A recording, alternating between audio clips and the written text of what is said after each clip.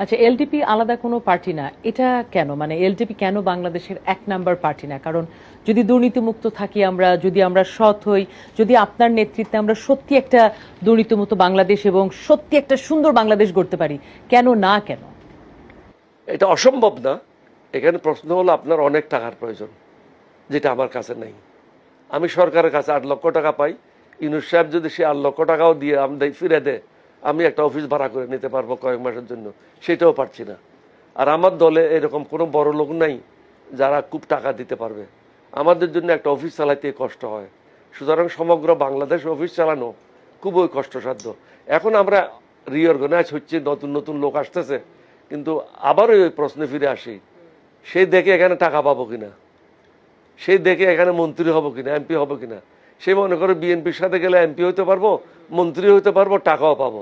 জামায়াতের সাথে গেলে টাকাও পাবো, এমপিও হওয়ার সম্ভাবনা আছে, মন্ত্রী হওয়ার সম্ভাবনা আছে। আমার সাথে আসলে তো কোনোটার সম্ভাবনা নাই। আল্লাহর উপর ভরসা করে আসতে হবে। তা আল্লাহর উপর ভরসা করে আসার কয় পার্সেন্ট লোক আছে? যে কয়জন আছে তারা আসতেছে, যারা ভরসা করতে পারতেছে না তারা আসছে না। এটাই সত্য।